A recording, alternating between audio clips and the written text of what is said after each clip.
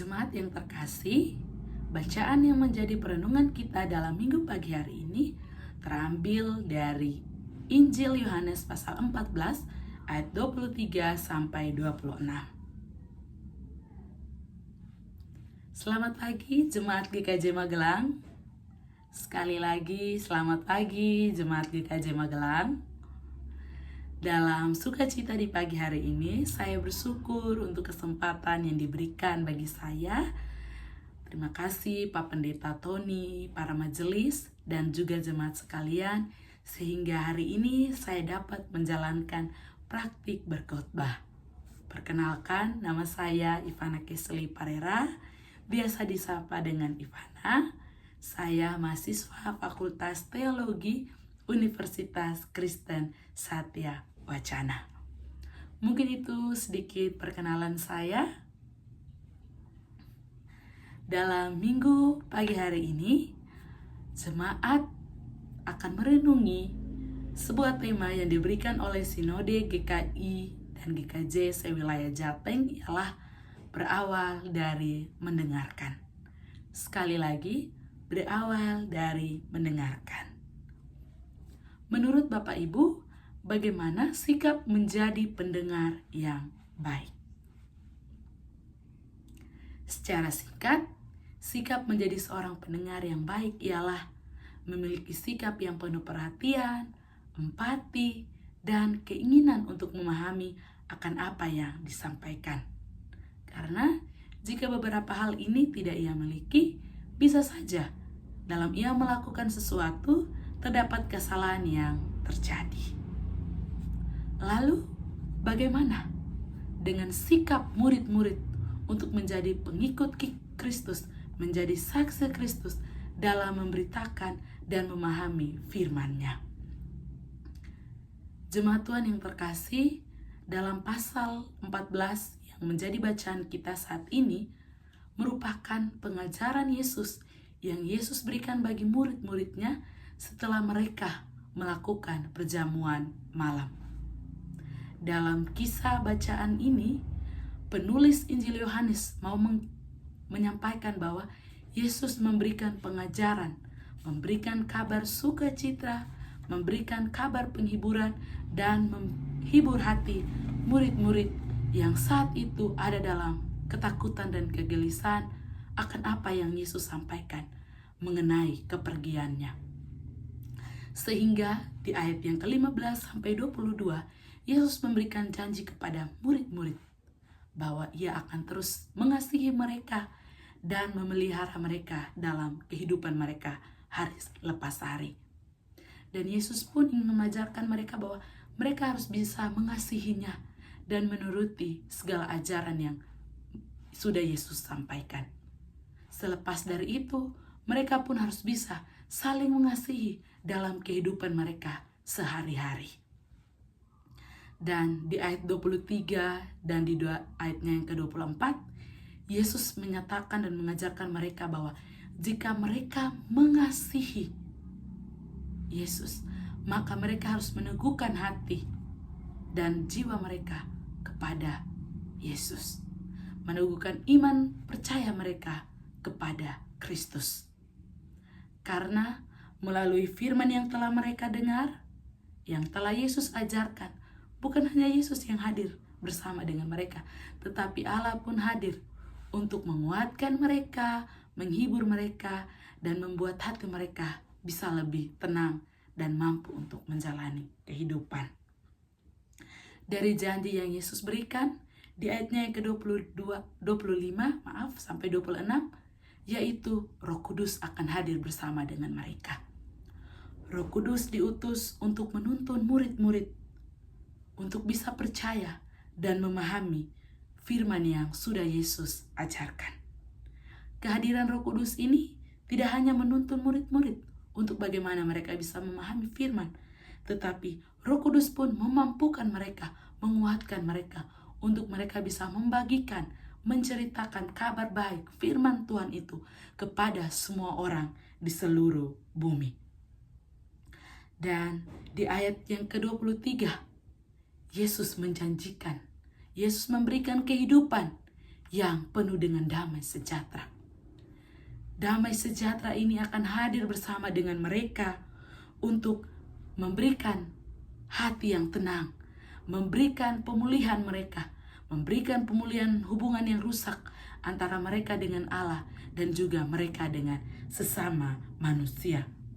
Sehingga damai sejahtera yang sudah Yesus anugerahkan kepada mereka, Yesus mau untuk murid-murid tidak gelisah lagi dan takut untuk menjalani kehidupan ini. Tetapi mereka bisa berani dan bisa maju untuk menghadapi segala kekhawatiran dalam kehidupan mereka.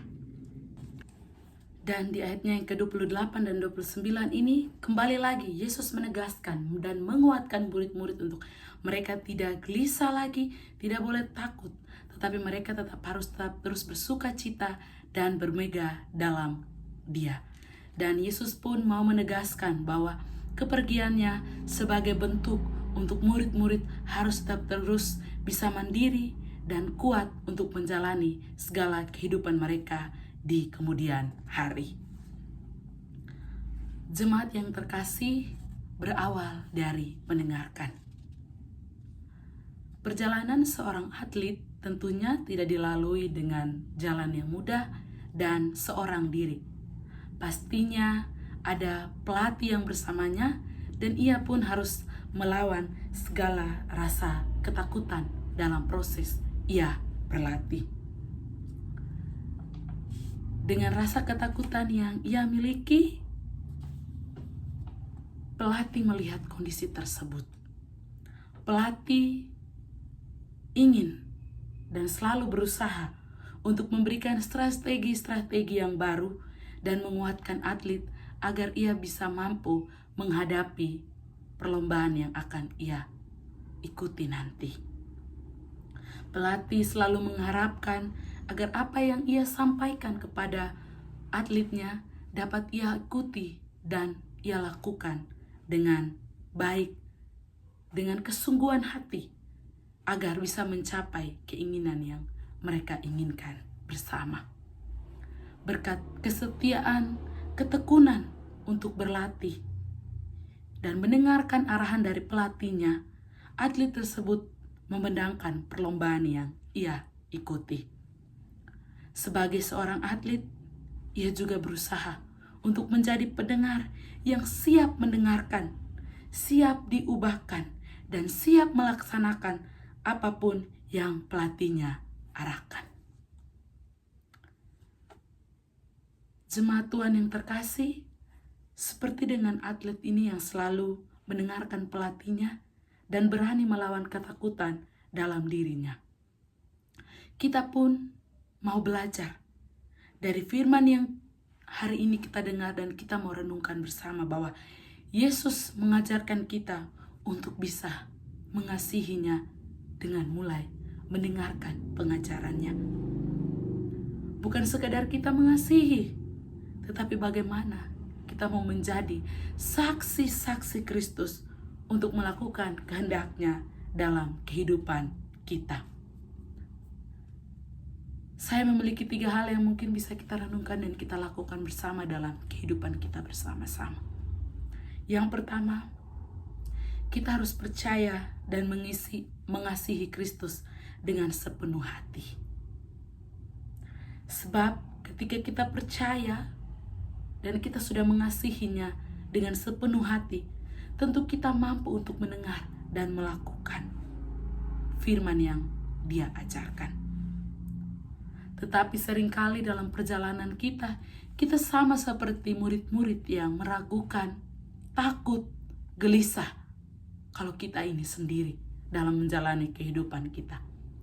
Tetapi satu yang kita harus yakini seperti Yesus ajarkan bahwa Roh Kudus akan tetap terus hadir untuk menguatkan, menuntun kita dalam menjalani setiap proses kehidupan kita di tengah-tengah dunia ini. Yang kedua, ketika kita sudah mendengar dan mulai memahami firman Tuhan, kita harus mengarahkan hidup kita sesuai dengan maksud firman yang Tuhan ajarkan. Bagaimana kita mengarahkan hidup kita sesuai dengan firman Tuhan?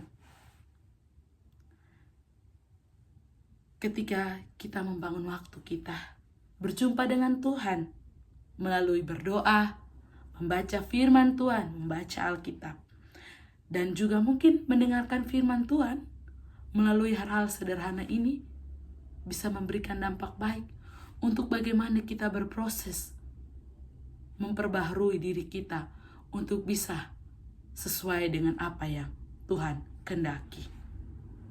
Yang ketiga, dalam perilaku kita sebagai saksi-saksi Kristus di tengah-tengah dunia ini, kita pun bisa menjadi pendengar yang baik untuk sesama kita. Ketika mereka membutuhkan bantuan, mereka membutuhkan pertolongan, kita bisa peka untuk bisa mendengarkan suara mereka, membantu mereka, menolong mereka.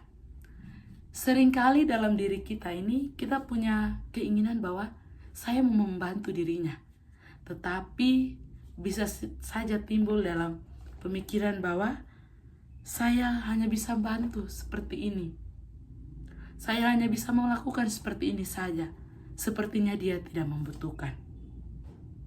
Tanpa kita sadari bahwa keraguan kita itu mungkin bisa saja salah. Dari hal kecil yang mungkin kita berikan bagi orang yang membutuhkan, bisa berdampak yang sangat besar dan berharga bagi dirinya. Dari hal yang sekecil itu, dari hal yang sesederhana itu, bisa mereka merasakan lawatan kasih Kristus di tengah-tengah kehidupan mereka. Jemaat Tuhan yang terkasih, dari bacaan yang sudah kita dengar, kita baca hari ini, bukan hanya murid-murid yang selalu takut dalam menjalani kehidupan mereka, tetapi kita pun sama.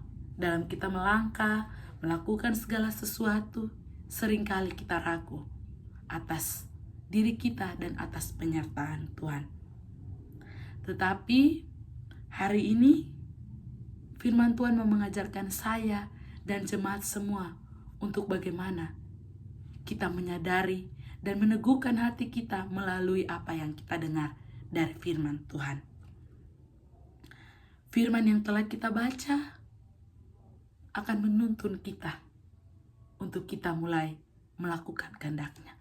Firman yang kita dengar akan menuntun kita untuk perlahan-lahan memahami dan mulai merubah diri kita menjadi yang lebih baik sesuai kehendak-Nya.